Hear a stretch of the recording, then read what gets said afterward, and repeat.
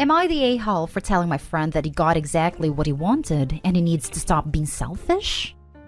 I have an old college friend, Nick, 32 male, and he has a fiancée, Sophie, 24 female. They've been together 3 years, and Nick has repeatedly suggested an open relationship, to which Sophie has refused. Until a few months ago when he said he'd only propose if she agreed to try an open relationship. She agreed. I said to him at the time that he was an A for it, but he said he was just acting in his best interests. Now, Nick wanted an open relationship so he could see Anna, 29 female, a girl we knew from college who he always had a thing for. But she was married from when she was 18 to 26, so we never had a chance until recently.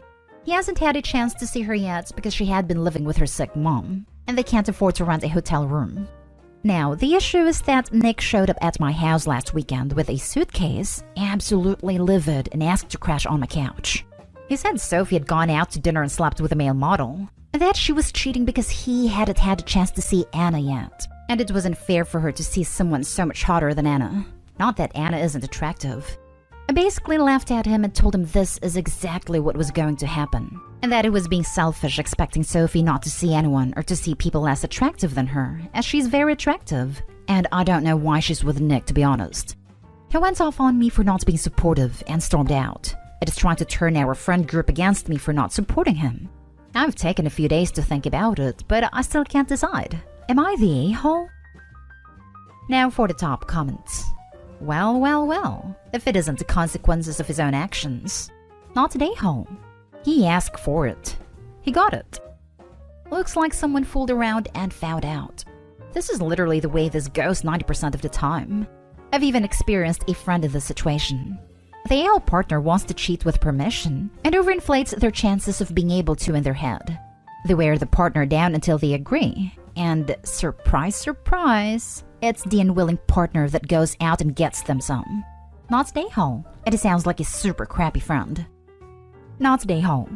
Dude didn't want an open relationship. He just wanted permission to cheat. I hope Sophie has realized that the grass is greener on the other side. Not the a-hole.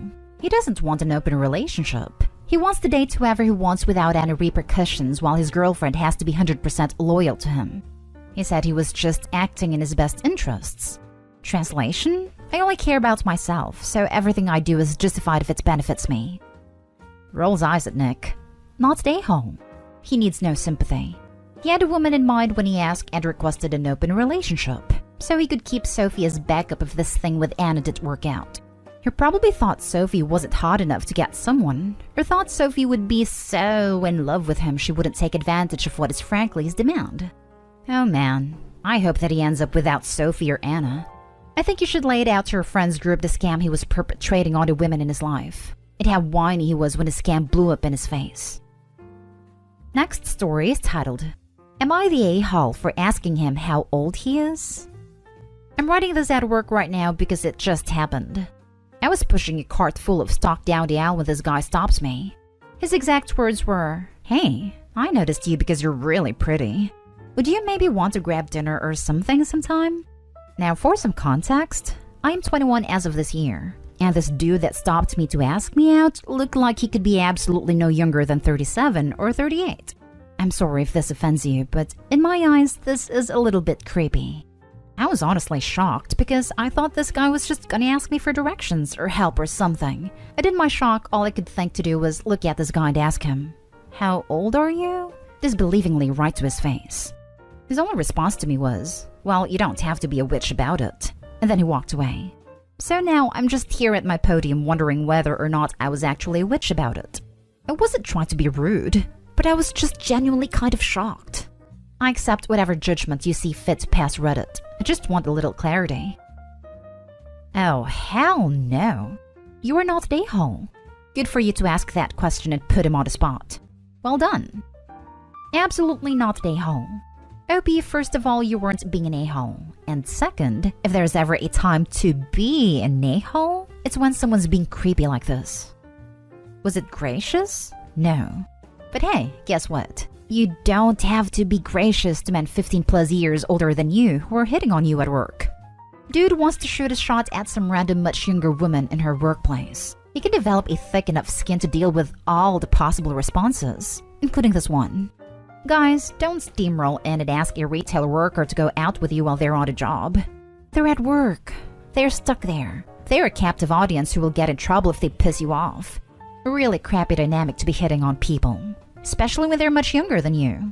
Not today, Hall. OMG this. There was another post on here a week or so ago with the same issue. It is so weird and just annoying to ask someone out while they're at work. She is being paid to be nice and assist customers with a friendly face, not to get accosted by any guy or girl who finds her attractive. Let her do her job. Jeez. Not today, Hall. And OP, you don't ever owe anyone the time of day just because they feel like you do. One time a guy asked me to dinner as I was cleaning his puppy's piss off the floor. Not today, Hall. If he really thought you were significantly older than you were, he would have just told you how old he was. That he didn't pretty much proves to me that he knew he shouldn't have been anywhere near you. It's absolutely creepy. People in their mid to late 30s have no business going anywhere near people your age like that. And I say that as someone in their 30s. Next story. Am I the a-hole for not giving a kid, who I don't know, a ride to the hospital after he broke his leg? This happened yesterday, but I, 28 male, was at my local mall doing shopping, and when I finished up, I went out to my car. I parked in an above-ground parking building.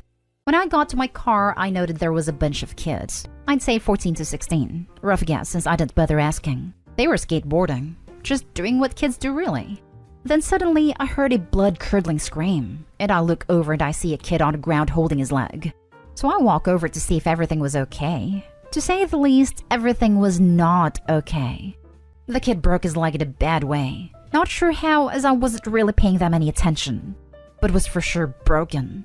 Everyone was freaking out, and I said I'll call the ambulance, which just made the kid cry harder, saying something along the lines like, "My parents are going to kill me."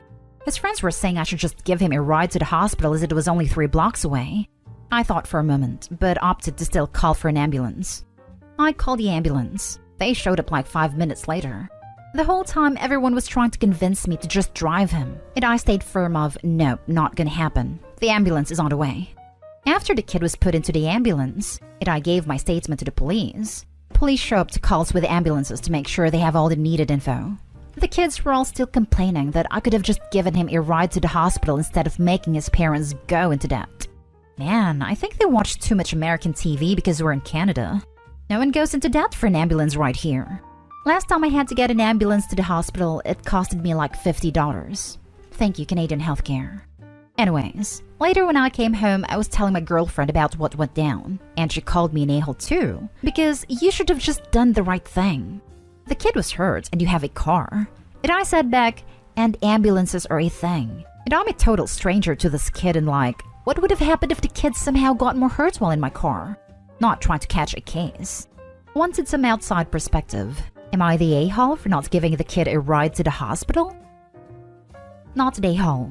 Taking charge of an unknown, vulnerable minor whom you don't know, without their parents' consent?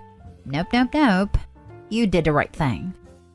Yes, if anyone should be concerned about going into debt here, it's OP. Moving someone with a severe break can cause further damage if you don't have medical training. Driving away with a minor stranger in your car is obviously also a legal minefield. If ambulances didn't exist, and no adults the kid knew were reachable, I would have driven him. But ambulances do exist, so... I'm a nurse, and I would not touch a kid with such an injury. I would have done exactly what you did. It could be the kid was more worried about getting in trouble with his parents because maybe he was supposed to be home doing chores or whatever. Not today, Hall. Definitely not today, Hall. Liability if you took him.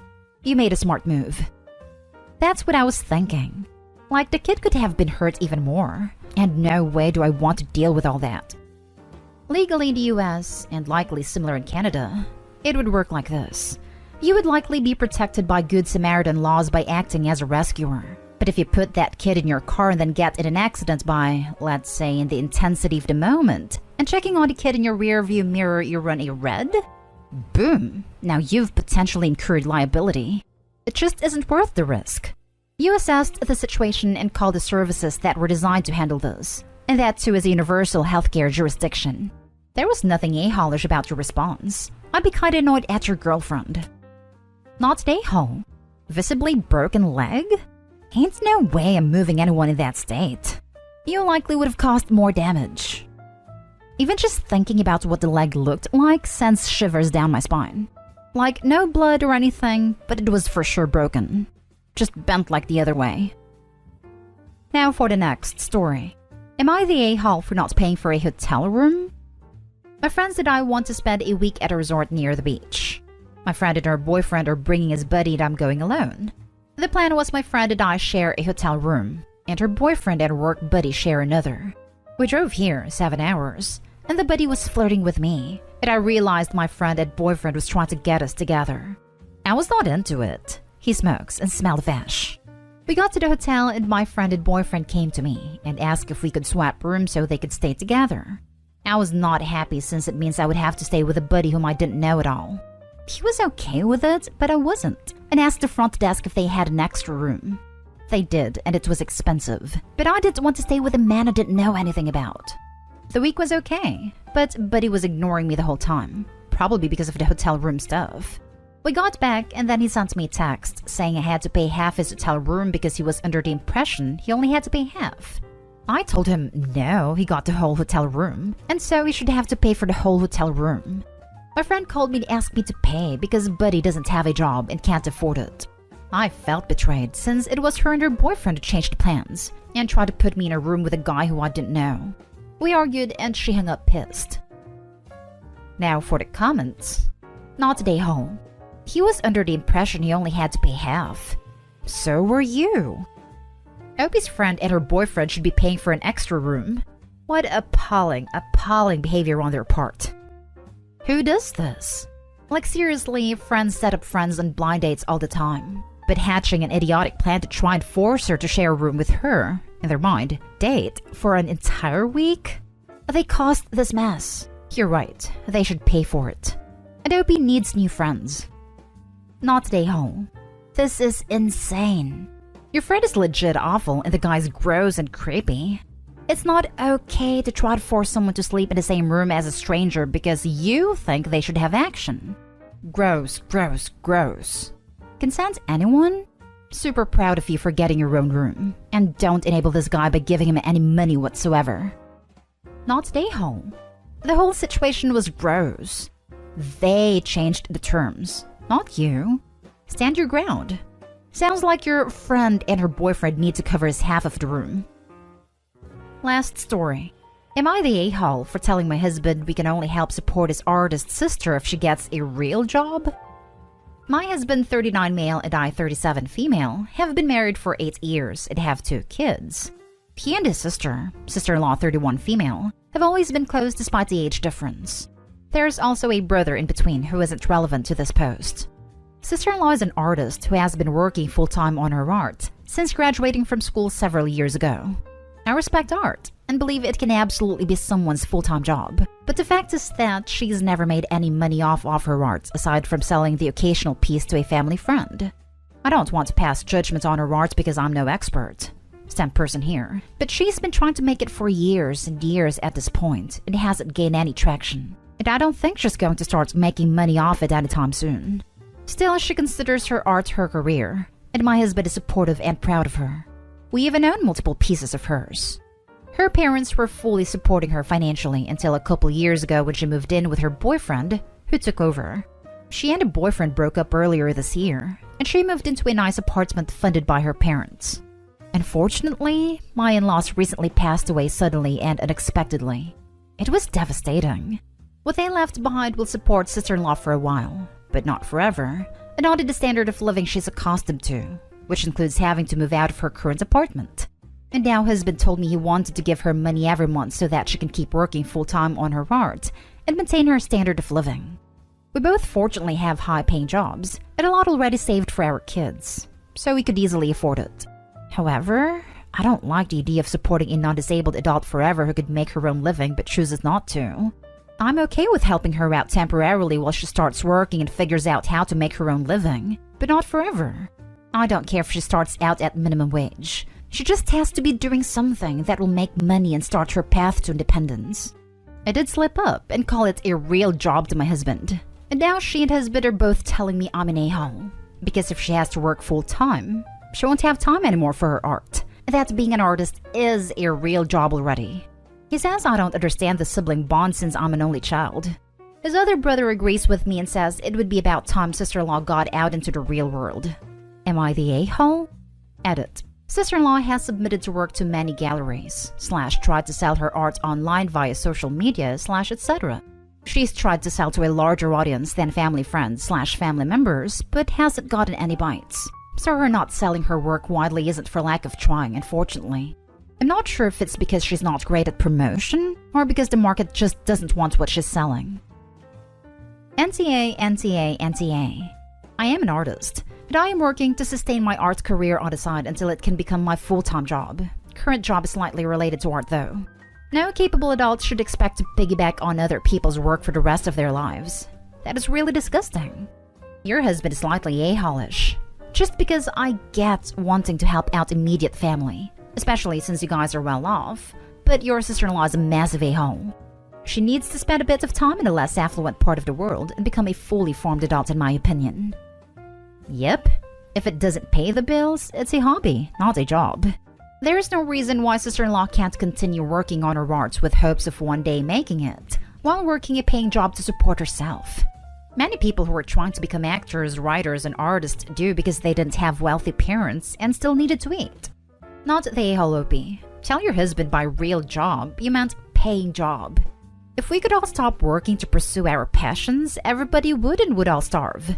Sister-in-law needs to start learning that passions don't pay rent or buy food. Not the a-hole. Tell your husband you'll be quitting your high-paying job to be an artist. So he'll have to provide for the family 100%. And you won't be taking on any additional childcare / household duties because, after all, your art is a full-time job. See if he thinks it's still a real job.